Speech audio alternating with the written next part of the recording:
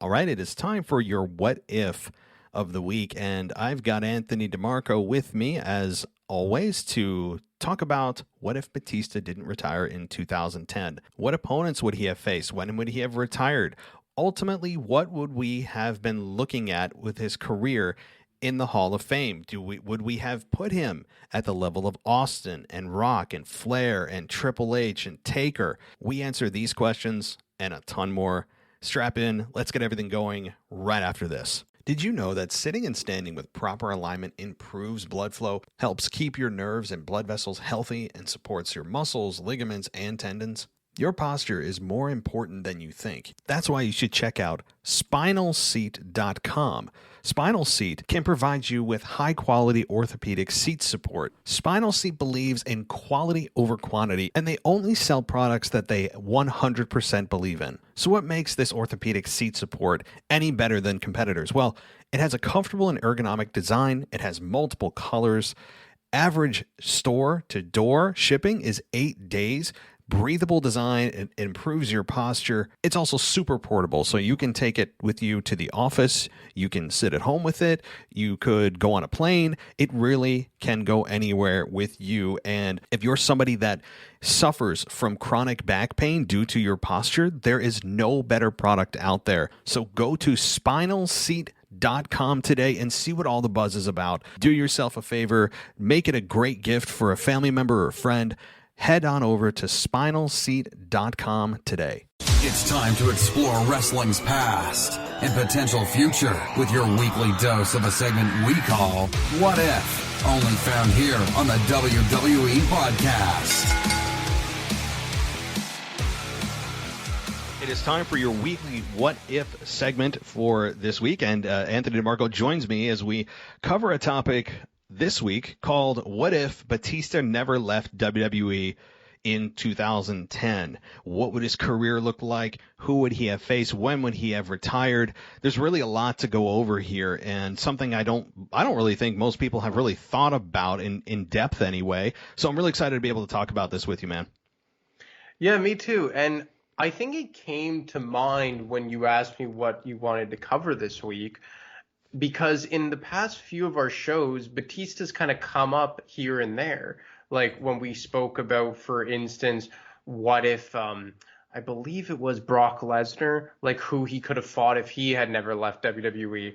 Or what if John Cena's, or what if Randy Orton's babyface run had initially worked? That directly affected Batista as well. And I think that what people forget here is once upon a time, Batista was almost challenging John Cena to be the face of the company.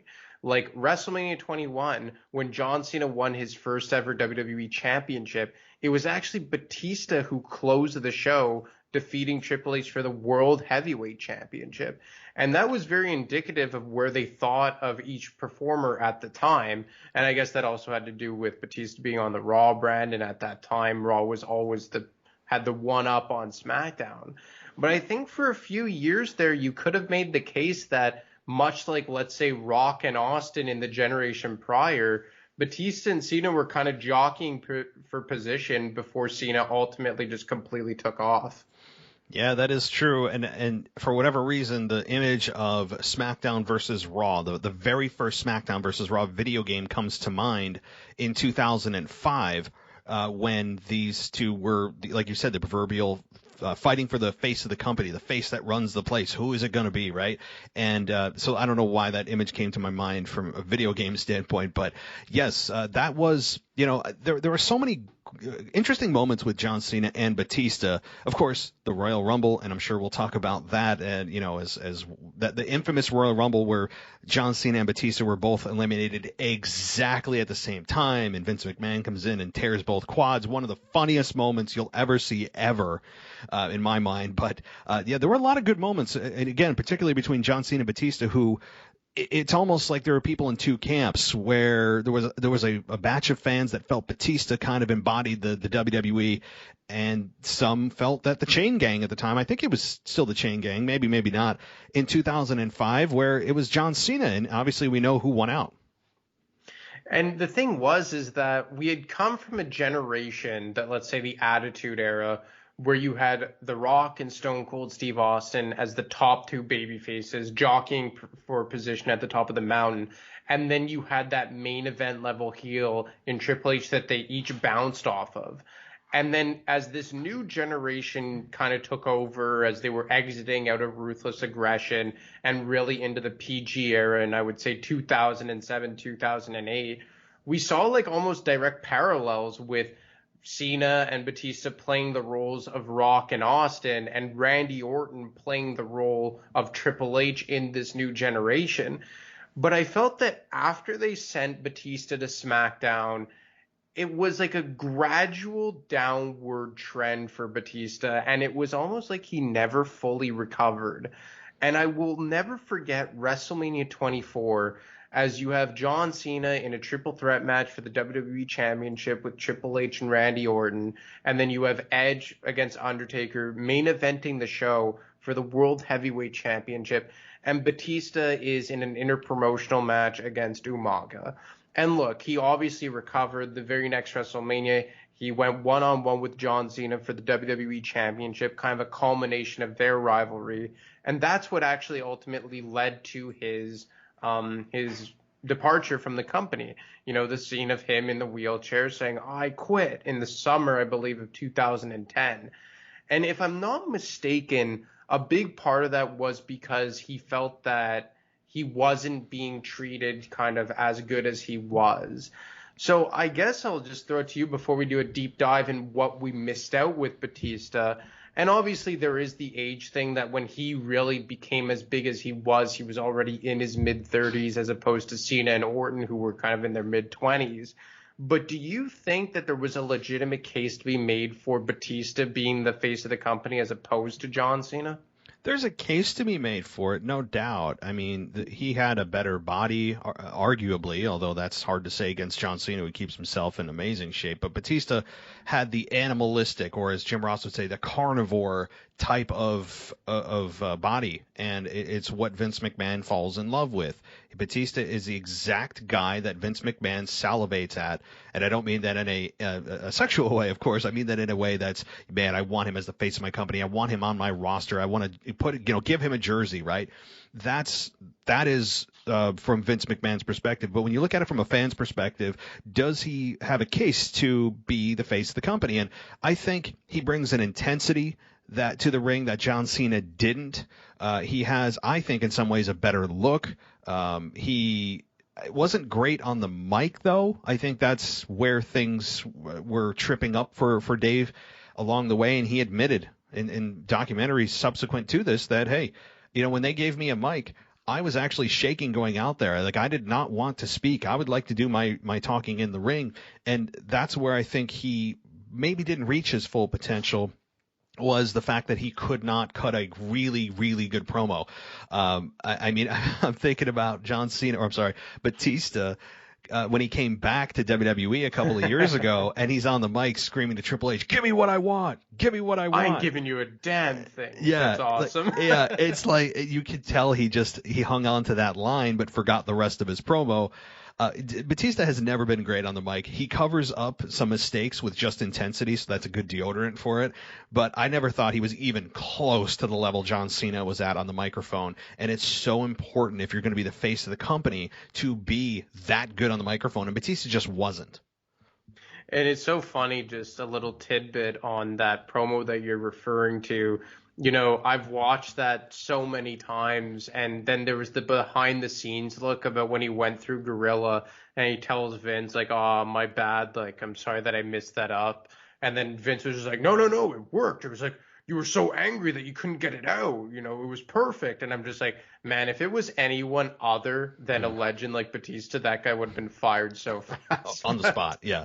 Oh, for sure. Yeah. But getting back on track here, he leaves, but I really felt that there was a lot of juice still left to be squeezed out of that Batista character.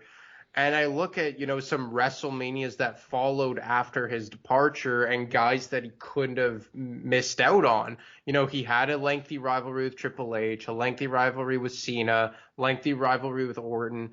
But I look at two guys in particular that at that particular time were on meteoric rise, one more so than the other, and I'm sure you could figure that out.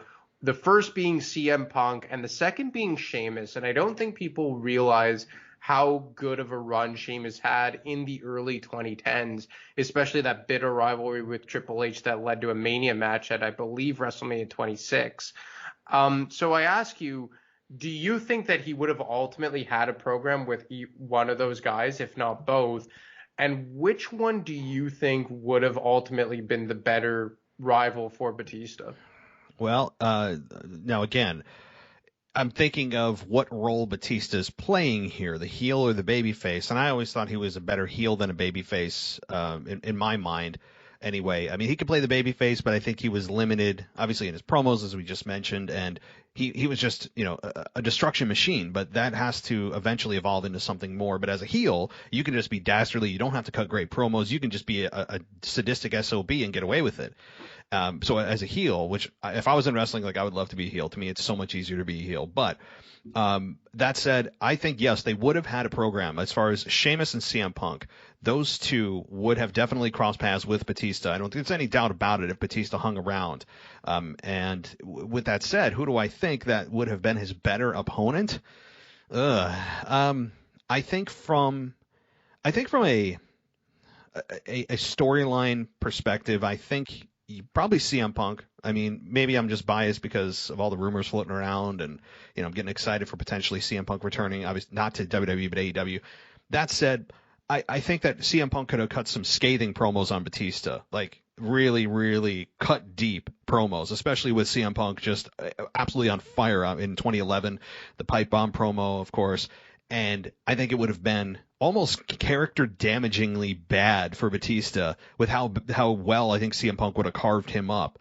And talked about how Vince, has protected you. You're exactly what Vince wants. I'm the guy Vince doesn't want but can't deny, right? Like there was some good material there. As far as Sheamus and Batista goes, they would have had some bust-ass matches. I think from a physical standpoint, I think it would have been more intense. I think it would have been more brutal with those two, especially given that Sheamus' style in the ring is like you can't see through his stuff. I would not want to wrestle Sheamus. He is so physical in the ring, and that's a compliment. But him and Batista, I think, would have really been fun to watch with how physical they would have gotten with one another. So from that perspective, I think Sheamus and Batista would have been fun. But ultimately, I think the better opponent would have been CM Punk because he could have talked circles around Batista and made it a lot of fun. You're so right about Sheamus because I don't know if you remember the program he had with Big Show, and I believe it was 2012, and that was one of the more underrated rivalries of that generation, and how stiff Sheamus was in the ring. I believe one of their matches was one of the candidates for Match of the Year, if not they had one. But I think that much like him and Big Show, to your point, it would have just been an absolute slugfest with Batista. And then I think back to the WWE landscape in, let's say, 2011, 2012, 2013, that whole era, and how the brand split really went the way of the dodo bird at that time. And as a result, when the worlds get mixed, one world championship ultimately takes a back seat. And that's exactly what happened with the World Heavyweight title, which by that time had kind of been the unofficial championship of SmackDown, and the WWE championship was the unofficial championship of Raw. And it was a really sad time for me because it really destroyed, in my opinion, the legitimacy and the legacy of the World Heavyweight Championship, which was the old WCW title. And it's just so crazy to say because once upon a time, let's say in 04, 05, that title was positioned almost more importantly than the WWE Championship, much like we're seeing nowadays with the Universal Championship pretty much being positioned as the more important title, as was indicative with Roman Reigns closing the show at Money in the Bank. So if Batista would have hung around through, let's say, into the mid-2010s when the brand split wasn't a thing, do you think he would have ultimately kind of slid down to like the upper mid-card championships? And it's just so weird to describe the World Heavyweight Championship as such, kind of almost on a more playing field with the IC title. Or do you think he would have maybe gotten one more chance and one more run with the WWE Championship? Well, looking back at this, and kind of projecting forward what might have happened with Batista, I think he would have probably dabbled in the upper mid card for a while, and that's normal, honestly. I mean, Drew McIntyre is going through this right now, where he's not the focal point anymore, and he's taking a break from the title picture, a well-deserved and much anticipated break from the title picture. So he's kind of the upper mid card right now. So it's a natural kind of cycle that you go through. You can't have a guy at the top forever. Even Stone Cold Steve Austin took a back seat at WrestleMania, 18? Against Kevin Nash and Scott Hall rather. And so that to me is a normal thing. So he would have done that, but eventually he would have made himself put himself back in the title picture and probably won both championships at some point. Now, when you look at the Universal Championship today, and I'm not trying to sidebar, I'm just trying to make an analogy here of what would have happened back then. You have right now the Universal Championship, a championship that was created completely out of thin air. And I usually am not a fan of that. Like, I'm not a fan of WWE just making one up, and it's the Universal Championship, like the WWE Universe's Championship. I think that's their thought. But the Roman Reigns is making that belt, and that's how I think it should be. The guy should make the belt, not the belt make the guy. I've always been of that philosophy.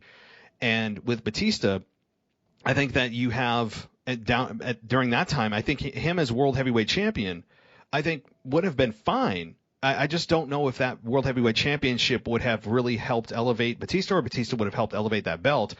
I was of the belief that they never should have got rid of that belt. I mean, I'm a fan of lineage, right? I'd rather have a belt that has lineage and history than one that just created out of thin air. So not to kind of piss on the Universal Championship, but I'd rather have one that, if I could replace it with the World Heavyweight Championship today, I would, because I think it's a better looking belt and it has so much history. But that said, I think Batista would have gotten a World Heavyweight Championship. He would have definitely had one more good run, probably into the mid 2010s, and then maybe kind of exited at that point. And, speaking of the mid-2010s, he ultimately did come back in January of 2014, and he instantly won the Royal Rumble, had the fans revolt against him. We all know that story with the Daniel Bryan push, then having to completely change the entire storyline going into WrestleMania. And then it only lasted, a handful of months as he ultimately left the company, and I want to say May of 2014, after Evolution's rivalry with The Shield. So, I mean, that was kind of our lasting image of Batista in a full-time capacity. Obviously, he comes back in 2019 and has the retirement match against Triple H. But that botched return in 2014, I feel like kind of left a stain on his reputation. Maybe he salvaged it a bit with that return in 2019. I think they had a WWE 24 on him, if I'm not mistaken. Mm-hmm. I forget what it was called, but it was actually pretty good. But do you think that had he just stayed consistently right up until, let's say, 2015 and then became more of a part-timer, do you think it would have made his reputation, looking back on it now, better than that of what actually transpired in 2014? I normally don't say yes to this, but this one is a yes. That whole botch return was, again, unintentional. I'm sure that Vince pitched this whole storyline to Batista in 2014 and said, you're going to win the Rumble, fans are going to get behind you, you're going to main event WrestleMania. And, obviously he did. The fans, as you pointed out, completely rejected it. He was in the main event, but he was the one taking the submission and tapping out to Daniel Bryan, who the fans forced into that match. So looking back at all that, I think that it's one of those just a fly in the ointment type of scenarios for his career that I'm sure he would like to erase. At the same time, that also is kind of it was nice to see the fans take control, even though Batista was the sacrificial goat. He was really the embodiment of what the fans were rejecting at the time, because they wanted Daniel Bryan. They were tired of muscleheads. They were tired of the same kind of guys being circulated, and they wanted to move Daniel Bryan into the main event. So Batista just was by default that the heel, not by design, but by default from the fans, the guy that they were like, no. You are a Vince McMahon assembly line wrestler. No, again, not saying he's a vanilla guy, but he is exactly what Vince would want, and the fans were saying, no, this is our guy. So I think he played an important role in the rise of Daniel Bryan, honestly, but I don't think it was by design that way. Do you think that it would have been a successful return, let's say, had they still kept him in the main event but pushed him as a heel right from the outset? Oh, yeah. And I remember even CM Punk on his podcast that he did originally with Colt Cabana when he first left WWE, and it literally broke the internet when he had that the show with Colt Cabana. And he talked about that exactly, where he said to management that, hey, you guys know that this is like the worst idea ever, bringing Batista back to main event with Randy Orton. You guys know this, right? And they weren't paying attention. And CM Punk saw the writing on the wall. I think he, at the time, and probably still does, have a much better kind of pulse on the fans and what they want and what they are gravitating towards. And yes, so certainly I think Batista, again, sacrificial goat, but I think that if he was pushed from a heel from the onset and they were smart enough to realize, hey, the fans are going to reject this. They want Daniel Bryan. And the polar opposite of Daniel Bryan is Batista. So what do you think they're going to do with Batista? So, yes, if he was billed as a heel and it was by design, I don't think that we would be looking back at 2014 for Batista and saying, yikes, that'd be one I'd skip for that career. You're listening to the WWE Podcast. We'll be right back after this short break. Did you know that sitting and standing with proper alignment improves blood flow, helps keep your nerves and blood vessels healthy, and supports your muscles, ligaments, and tendons? Your posture is more important than you think. That's why you should check out SpinalSeat.com. Spinal Seat can provide you with high-quality orthopedic seat support. Spinal Seat believes in quality over quantity, and they only sell products that they 100% believe in. So what makes this orthopedic seat support any better than competitors? Well, it has a comfortable and ergonomic design. It has multiple colors. Average store-to-door shipping is 8 days. Breathable design, it improves your posture. It's also super portable, so you can take it with you to the office. You can sit at home with it. You could go on a plane. It really can go anywhere with you. And if you're somebody that suffers from chronic back pain due to your posture, there is no better product out there. So go to SpinalSeat.com today and see what all the buzz is about. Do yourself a favor. Make it a great gift for a family member or a friend. Head on over to SpinalSeat.com today. Welcome back to the WWE Podcast. Let's get back to more great wrestling audio.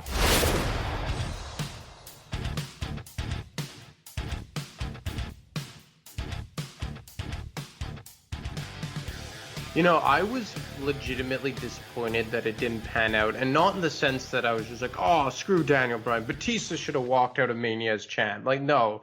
That was just bad booking and bad creative from Vince. But I legitimately did want to see Batista have one more run. I do, as a whole, enjoy Batista, or did rather, as he's no longer a full-time competitor and hasn't been for quite some time. But through Ruthless Aggression, late 2000s, I always liked Batista. And I found it a shame that he really just walked out kind of like on his back with his tail tucked between his legs. Like, I always remember when he quit on Evolution and like he did that weird like Queen-esque wave to the fans, and like it was just very odd. And I guess he ultimately did kind of save it when he returned in 2019. But in your mind, and it ultimately was a good thing that the fans revolted and Daniel Bryan did get his rightful push and walk out of WrestleMania 30 as champion, one of the most memorable main events of all time. But do you find that in some way Batista got the you-know-what end of the stick through no fault of his own? Yeah, he was a victim of circumstance. He was the wrong guy in the wrong place at the wrong time. And again, it inadvertently helped Daniel Bryan get to the position he's at for all the reasons I mentioned earlier. I mean, he was the antithesis of Daniel, so you have a perfect heel combination right there, with the fans genuinely disliking what Vince was pushing. But I think having Batista there, again, in a heel capacity would have been better, but ultimately it was just not a good time for Batista in his career. Now, what I want to ask, and I'm not trying to pivot, but before I forget, and maybe we'll bring this up after, what about Brock Lesnar and Batista? So I'll leave it at that. That would have been awesome, right? And that's the same style of match that we're campaigning for now with Brock and Lashley, right? Like those big power wrestlers. And like on the surface, it would have been awesome. And when you look back, Batista's kind of like that one big name that Brock really never got his hands on, aside from Stone Cold Steve Austin. But even they had that interaction on SmackDown when Austin went back to get his ATV, leading into the infamous match at WrestleMania 20. So I truly think that would have been a match that for sure Brock would have clashed with Batista, because you look back at Brock's trajectory upon his return to the company in 2012. He went from Cena to Triple H. Then I think he went back to Cena and won the championship. And then he had the program with The Undertaker that kind of spilled over the parts of 2 years. Roman Reigns, arguably his biggest rival since returning to the company. You know, I think Batista would have been that guy that they ultimately would have had to clash at one point or another. And we saw that with Randy Orton. You know, by the time SummerSlam 2016 rolled around, they said, you know, creative looked at each other and said, hey, these guys had never clashed. And just on name value alone, this is going to be a mega pay-per-view selling match. And lo and behold, I loved that match. And that was kind of a time where you saw the end of that match and you're just like, oh, did Brock actually lose it here? Who knows? And that program, or that one-time rivalry, really needed no build. You just said it's Randy versus Brock. They've never faced off before, and everyone bought in right away because of the name value. And I think the same would have been said with Batista. There's sometimes, and I think Lashley and Lesnar is kind of the same concept, as I mentioned before, that the names and the looks of the guys just says it all. And you don't need to have good booking, or, well, not good booking, but you don't have to have like a super intricate storyline or super like complex background to get people invested. I think this is just a situation where you say Batista versus Brock, two super jacked power wrestlers, let's go, and people would have eaten it all up. What do you think? Yeah, people would have. This is the one, like you said. I mean, the thing is, both guys are really not good on the microphone. I mean, again, assuming Paul Heyman's not there and Batista doesn't have a mouthpiece or whatever, if they were just to have a promo, a one-on-one, I don't think it would be ever remembered for how just jaw-dropping and goosebump inducing promo that they had. I don't think that ever would have happened. So the promos, as you said, would have not been good, but you don't need them to be. And typically, I'm a big fan of promos. They sell tickets, they sell pay-per-views, they sell network subscriptions. And in this case, like you said, there really isn't anything to say. You can have very basic promos. You can have a few words said, but their body language and the size and the visual is really enough to sell it. And I think that's what they're going to do with Bobby and Lesnar. Whenever that does happen, assumingly sometime this year, they're looking at doing that with Goldberg and Bobby Lashley. I'm not trying to get into that, but it's kind of the same concept. Both are not really good on the mic. MVP is going to speak for Bobby, but Goldberg is just going to stand there and snort and, bang his head and bust it open before he comes out and, concuss himself. Yeah, exactly. That's his finishing maneuver. So I think that is something that certainly is going to sell it just by visual alone. And it is a shame that we never got to see it. It's kind of like Rock HBK. We never got to see Rock HBK, and you're thinking, how the hell did we never see The Rock and HBK? It feels kind of like one of those missed opportunities. I don't think it would have been a technical match. It would have been certainly WrestleMania worthy, though. And I just think back that Batista really had good chemistry with those bigger wrestlers, which isn't always the case. And I think back to his program with The Undertaker. And do you think that at the end of the day, that was his best rivalry? Or do you think it ultimately was his one with Triple H? Well, I enjoyed their WrestleMania match for sure, Batista and The Undertaker, even though The Undertaker went over, which actually surprised me at the time. I remember that. But I think ultimately who Batista's best rival will be known for, I think it is Triple H, because that was That was such a good story to tell, that he's just this mindless meathead that can't think for himself and just does what he's told and yes sir, no sir, and just, needs someone to lead him. And Batista standing outside the door, I'll never forget that, the Raws leading up to WrestleMania 21, and he's standing outside of their locker room and he overhears Triple H just like making fun of him and all that kind of stuff. It was a great story to tell. And I think that Triple H is a better rival and ultimately probably looked at as Batista's best rival. And on a really random side note with Batista, the lasting image I'll have of Eddie Guerrero, I believe, was he was working with Batista at the time before his passing. I believe that Eddie Guerrero was trying to gain the trust of Batista, even though Eddie was coming off of being a heel, and he's trying to gain the trust of, I think, Rey Mysterio and Batista at the time. I don't know, random thought there. Yeah, that was, well, we talked about it on one of our past shows, like what if Eddie hadn't passed in 2005? And I think the plan was for WrestleMania 22, Batista versus Eddie Guerrero for the World Heavyweight Championship. Right. And ultimately, Eddie Guerrero passes away. Batista actually got injured and had to relinquish the championship, and they actually gave it to Kurt Angle, and he took the belt into Mania, where Rey Mysterio eventually won it. But I guess as we close it out here, you look at guys like The Rock and Austin, Triple H as future Hall of Famers, Austin already in there, and the faces of the Attitude Era. And Cena and Orton have kind of cemented themselves on close to that level as well from the half end of the Ruthless Aggression / PG era.